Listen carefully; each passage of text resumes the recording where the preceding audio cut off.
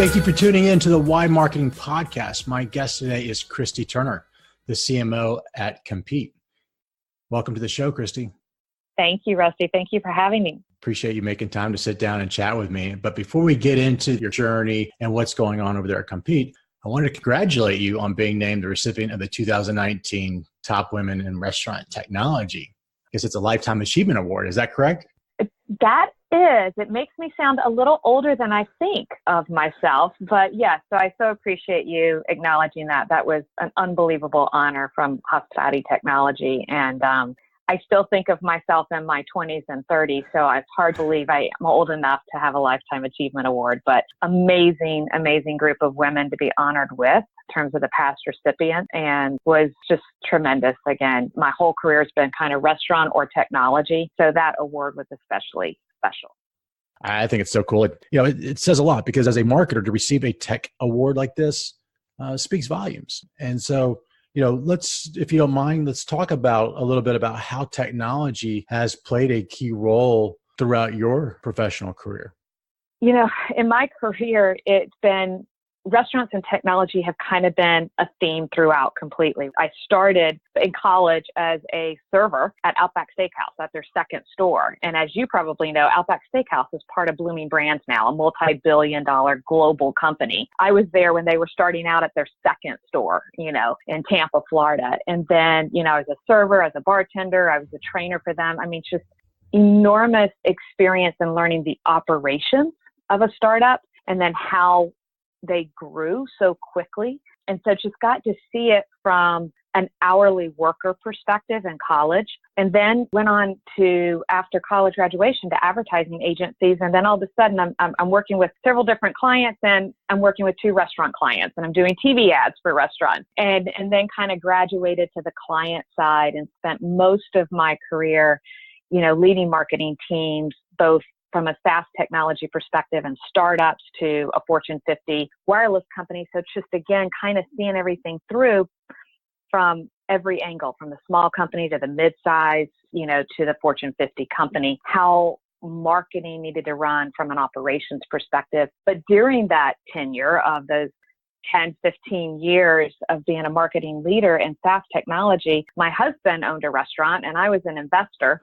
And so restaurant was still there along the theme in my personal life. And I got to see it from an investor perspective and a return, and as well as him as an operator and owner, and expanding into restaurants. So no matter where I've gone in my 27-year career, there's something about restaurants that's there. And then again, kind of coming full circle, here I am, CMO of Compeat, which is a SaaS technology company serving restaurants. So it's been an unbelievable career and journey. I think that experience and that common theme throughout my 27-year career of restaurants and technology is what drove the award. So it's been just a tremendous honor.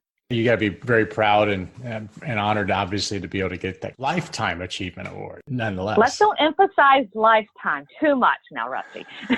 It's funny when you're talking about, I don't think of myself as being old enough to get into your 40s, and you sit there and think, okay, I'm still in my 20s, and mentally, but physically, That's right. It's like, That's oh my God. I look at a picture of myself, I'm like, oof.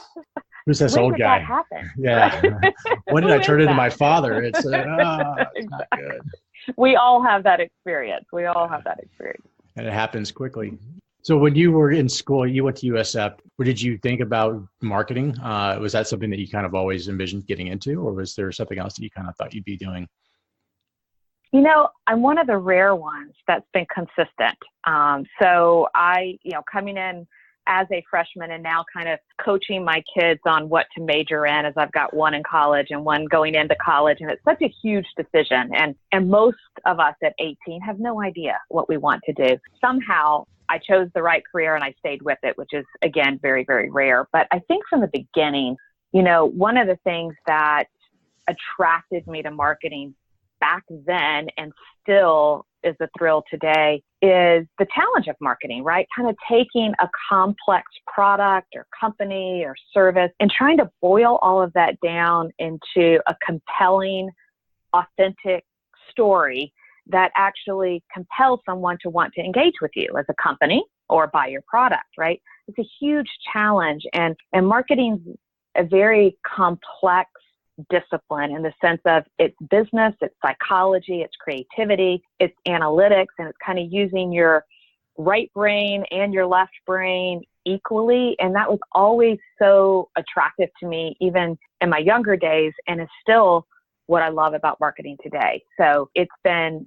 a phenomenal career, and I'm kind of a marketing proponent to all of the next generation of talking about what a fun career it is and how many different disciplines are within marketing, right? And what a phenomenal career you can have kind of exploring all those different disciplines in marketing. So looking at obviously advising your children right now, right, as they're going through there, are you saying, hey, go into marketing? No, I try as a mother not to bias them because they're both very different, right? Male, female, engineering type, computer science mind, creative, adventurer, and they're different from me. And so it is more trying to help them assess what are their strengths and weaknesses and what are their passions and loves, and kind of guiding them in that direction, but not deciding for them or pushing them to copy my life. Because again, I think we all have to be true to kind of our authentic self. And I think our natural strengths and weaknesses help give us hints toward the right career. And so I try to give them the freedom of the final decision, but just offer a little guidance. But it seems like kids are always kind of following what, if they pay attention to what their parents do, there seems to be a natural interest, at least in leaning in that direction. Mm-hmm. Unless you're my kid, they went completely the opposite route. They went from being a sales guy to going into engineering. So I was like, I've got a computer science engineering one and a international criminal justice CIA FBI one. So I have two opposites.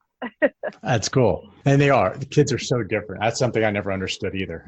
Before I had kids, I was like, oh, they're all gonna be the same, right? They're sibling. No, not even close. Yeah. So. The DNA lotto, I call it, right? Yeah. You never know what you're gonna get. No, and the one you think, oh, they're going to be this, they're not. You never know what you're going to get, but they're blessings nonetheless. So for those that might not be too familiar with Compeat, can you give us a little background on the business, what y'all do, and how you oversee? Absolutely.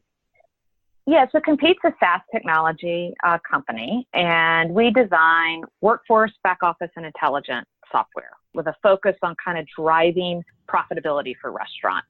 And I think what's unique about Compeat and what we focus on is really having a consultative approach to everything we do. So in sales, support, and training, we have 18 years of best practices. We see what an entire customer base of restaurants across fine dining and fast casual and one location to 600 locations is doing. And so what we really focus on is advising our customers not just on how to use the software, but how to use the software to drive your profitability. And so, again, I think a lot of restaurant operators look at purchasing software and kind of compare a black and white list of feature to feature or price to price. And it's really more about, looking at choosing the right partner that can be a consultant that can add to the software, add value to the software in the way in which they guide you in this is how you should set up your inventory. This will help you short-term and long-term. This is how you should look at business intelligence analytics to help you know what is working and what's not working, in real time in your restaurant. So I think our consultative approach is really kind of what's unique about Compeat and kind of being able to share those 18 years of best practices. I would also think, too, it'd be kind of fun to work with restaurateurs and bar owners and stuff. It seems like it'd be a pretty fun demographic to have to go out and visit and talk with. Yeah, absolutely. I always say it's like the best job in the world because we're serving restaurants, which all of us as individuals can relate to, right? We all have our favorite restaurant that we go to for guys' night out or girls' night out or to celebrate our anniversaries and our birthdays. And it's so cool to travel across the country. I travel a lot, and everywhere I go, it's like I can find one of our customers and go sit and enjoy the operations that we're kind of privileged to serve. So it's a very, very cool job. You own a restaurant as well, and you create software around managing the restaurant's back office and operations. What kind of a perspective does that give you? I mean, how does that? It has to be a tremendous advantage from a marketing perspective. Yeah, I think But I think it's all perspectives. I think it's the perspective of me as a server and a trainer and a bartender actually doing inventory and serving the customers and, working with a store manager at a store level. And then to top that off with having my husband as an operator and, in the 90s, he ran a Fat Tuesday bar and restaurant and he sold it since, so we don't own it today. And that was a completely different perspective of, the challenges of an owner operator dealing with investors, managing the hourly employees, finding the right labor and, ensuring every store had brand consistency. And then me being an investor in a restaurant, again, totally different perspective of just profitability, ROI, the challenges, especially like, there's so many things out of a restaurateur's control. Like if you're a bar, especially, right? If it rains on Saturday night and that's 80% of your sales on Friday and Saturday night, it changes the dynamics. And so I think what that brings to me as CMO of Compeat is I have a great understanding of all those perspectives. And so when we're looking at product features and enhancements and how our customers use our product, that knowledge and wisdom helps judge that before we kind of take it to go to market. There's just that empathy and understanding of the hourly employee, the store manager, the owner operator, the investor, and thinking, how is our software that we're designing truly impacting the business? So it's extremely helpful. And you are headquartered here in Austin, correct? That is correct. And I wanted to ask you about some pictures y'all have at your headquarters. You've got murals. They look very, very cool. I saw them on your, I don't know if it was on either your Twitter feed or on your website, but it was some really cool. You have like Willie Nelson with a BB King, and there was some queso involved. What was the inspiration behind that? Yeah, I love that you noticed it, first of all, and we are very, very proud of it. So I think the murals in the office were, of course, going back to telling Compeat's authentic brand story. So we wanted to do a mural. First of all, it's fun, it's different in a corporate office, but we wanted it to represent our history. And Compeat has a very, very cool story of where it started in New Orleans, BB King, jazz, right? Some of our original customers that we still have today, 18 years later, are New Orleans-based customers. And then a hurricane came through New Orleans when the company was very tiny and had just a few employees. And the founder at the time moved the company from New Orleans to Dallas and really kind of shared offices with one of our customers, Dave & Buster's in Dallas, who was kind enough to welcome us in, protected the servers, moved the employees. And then it's kind of like, you go back to New Orleans, and then it stayed in Dallas for a while, ended up moving to Austin, and Austin's kind of where they found their home forever and was kind of the perfect place of technology and restaurants, and ended up staying. So it was really a phenomenal story. And the mural represents going from New Orleans in the beginning to Willie Nelson and Texas. And what's the common theme but restaurant and food? So you got a little queso, you got a little crawfish, and it told our story nicely.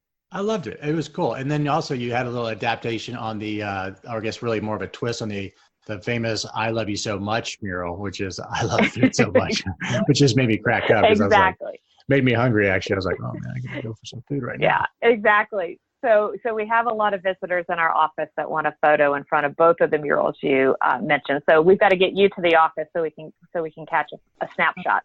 I look forward to that. I mean, it's also the new downtown of basically the second downtown of Austin, which is the Domain. It's such a cool area. I definitely want to check that out. We love it.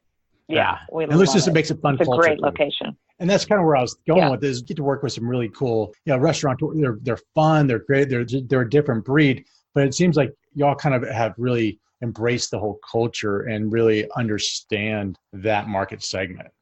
Yeah, absolutely. And that's really the goal, right, of Compeat is, 80% of our employees come from the restaurant industry, and many have worked at our customers' locations. And so that's a tremendous benefit to us. And then, even, when we were choosing our headquarters location, right, we moved just a couple of years ago, it was being in the Domain. We literally have our customers, Paul Martin and Sprinkles, within 50 feet of us, and being able to go to our customers' locations and experience their brand and experience their operations is a tremendous benefit. And so, kind of in everything we do, whether it's designing software, whether it's the way we train our customers, whether it's where our headquarters is, you see that consistent theme of making sure understanding restaurant operations and being very active in the industry and being very well connected with our customers is a huge benefit for us. How much does testing, do you use your customers as a test base for new rollouts, or someone comes to you and says, hey, we really need it to do this? And then you see how it works there and say, well, okay, this thing can roll out. And that's the beautiful thing about SaaS technology is you can really deploy it quickly. Yeah, that's a great question. I would say some of our customers may say we use them too much, right? But yes, we welcome, and we have testing, and we kind of have a process for rolling out products where our developers design it and then they test it kind of more in a beta mode with a couple of key customers, get feedback, kind of go back, redesign, tweak, go back to beta customers. So there's kind of this back and forth with our customers testing it. And then also kind of our internal, what we kind of call user acceptance testing, but it's really our internal experts from every department, because like I said, 80% of our employees come from the restaurant industry. So they're also great in terms of testing. So we kind of have two or three levels of testing. We kind of have the engineering QA testing, does it work as designed? Then we have kind of the internal experts that our employees doing a level of testing and user acceptance testing. And then we have our customers doing a beta testing. And that has to happen all before we actually roll something out to a customer. So besides the testing benefit of SaaS tech, what other key benefits does being a SaaS tech company provide? So, a SaaS technology is kind of a B2B play, right, versus a B2C play. And I think some of the fun in what we do is our ability to be agile and flexible and constantly adding enhancements or features or upgrades in the SaaS technology world, where others, there's a whole different process from a marketing perspective and a product development perspective. And so what we get to do is we get to tweak things and constantly improve the user experience. And so one of the things is we've kind of gone from, again, we're an 18-year-old company. So we have the challenge of taking old technology and transitioning that into more of a modern tech stack. And as we've transitioned that over the last few years, now where we're positioned is we can actually deliver products in a completely new way. Instead of rewriting a new product or taking 6 months, 9 months, a year, whatever you call it, to develop a new product, we're now really focused on just improving the user experience and improving, adding enhancements or features every 2 to 4 weeks. And that's a completely different model than what we could do just, 4 or 5 years ago. And so that makes it so much more rewarding for us and our customers. Going forward, they're going to receive more enhancements more frequently than having to kind of wait a very, very long time for like a complete rewrite. That answer your question? No, it did. I was just trying to figure out what's great is the deployment of it. But I would also imagine it's evolving very quickly and you're constantly having to update and refresh the messaging, even the way you're talking and your salespeople are out there talking about it, because it's changing so quickly where something that's already written and created, it's a product. Yeah. And I think, that the one statement we make constantly is, change is our only constant, but that's a good thing. But you're exactly right. The challenge from a marketing perspective is taking, being agile and flexible ourselves in marketing to ensure that we can adapt the message and update the message and adapt and update sales training, for our sales team and, keep the customers updated with the changes. It's like, here, we just changed this. This is what it does for you. Because as we know, as human beings, whether you're an employee or whether you're a customer, even when it's good, everybody digests change differently. Yeah. Everybody reacts to change differently. And so our challenge as a marketing team is how do we keep everybody up to date and how do we communicate to help everyone through all the different changes that are great changes and good, and they can be enhancements, but it takes a lot of communication. So when you look at your overall industry and even the business that you're in, what do you get really fired up about for the next couple of years? Yeah, that's probably the adoption of technology by restaurants is greater than it's ever been. So that's obviously exciting for us. I didn't realize restaurants were pretty far behind on technology. Yeah, I think historically, if you look over the past, 15 years, restaurants as a whole have been slow to adopt technology. Now, I think it's very common for restaurateurs to adopt technology. In fact, I think it is rare today to find restaurants still using spreadsheets for inventory or scheduling. So now technology is a must, right? If you're going to run a restaurant, you got to have technology. I think the challenge in our industry today, if I'm looking at it from our customer's perspective or a restaurant operator's perspective, is choosing the right technology partner. Because now there are so many technology partners to choose from, trying to assess the technology, like I said before, feature to feature or price, but also assessing it from the broader strategic. As a restaurant operator, you can find yourself managing 11 to 13 different technology vendors. Now take that down to the store manager level. That's 11 logins, 11 passwords to remember, 11 to 12 different technology vendors to understand their updates, et cetera. And then there is the lack of integration between all those vendors that can be a huge challenge for a restaurateur. So as you're choosing technology vendors, if I'm an operator, I've got to look at who's going to be consultative, who's going to give me best practices, who's got more integration, because that affects my data integrity. If I have to enter my data in 11 different systems, 11 different times, you can imagine the potential data integrity of that versus if I can have a vendor that can give me 5 or 6 solutions. I've got one technology provider. I've got one to call for support. I've got one login. I know the data integrity between these 4 or 5 are integrated and smooth. That saves me time and that gives me data integrity, quality. And so I think that's what's really been the change over as a restaurant operator and in the technology space for restaurants is, oh my gosh, now I've got all these vendors that I can choose from.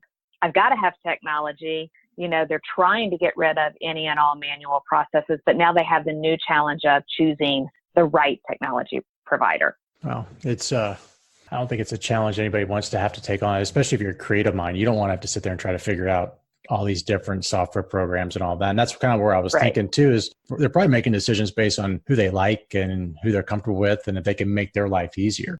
The personal relationship, right? Yeah. The consultative approach. Who's going to help me? Who's going to advise me? Because I, as a restaurant operator, may not be a technology person. And so you need somebody that's going to be your partner. But I think, let's flip to part of your question, which was what excites me. Here's what excites me about the future and what I think would excite restaurant operators. And that's really business intelligence, having a software that kind of lets you know what's working and what's not working in real time. And I think where we're going at Compeat, as well as where the industry's going, is getting more toward actionable business intelligence. Not just a report, here's your P&L, or here's your fraud alert, or here's where your inventory costs are, here's where your labor cost is, but making it more actionable. You should be running this report on a daily basis, and this is what this report tells you, and then here's the action as an operator you should take. So I think for the future, that's the most exciting, is actionable business intelligence. It allows the restaurateurs to be more nimble, pivot when they need Absolutely. to, adapt to what is happening in the market. That's the beautiful thing about technology, and hence probably why you were given a Lifetime Achievement Award when it comes to women in restaurant technology. So with all that lifetime wisdom, if you had to go back and give yourself some advice, even though you knew you were going to be in marketing and you were pretty consistent throughout your career with it, reflection is something I love talking about. If you could go back and give yourself that one piece of advice, what would it be? Oh, so much, Rusty. So much. But only one. You can only get one. Yeah. Make it the best. I would say to my younger self, don't be intimidated, especially as a female in business or as a young individual starting your career. Your bosses, those in more senior positions, they have more experience than you, but they're human. And approach them with a sense of curiosity, to kind of capture their wisdom and their experience, but don't be intimidated by them. Your voice should be valued. If it's not, learn everything you can in that current situation and move on. Well, a good boss will leverage the people around them, and they realize they're only as good as the people that they hire. Absolutely. So I know we kind of get to the end of our time limit here, but wanted to thank you for taking the time to be on the podcast and sharing more about your background, the murals, what's going on over at Compeat, and your entire career journey. It's been great. Awesome. Well, Rusty, thank you so much for having me. It's been a pleasure, and we're just thrilled to be a part of your podcast. Well, thank you, and bye-bye.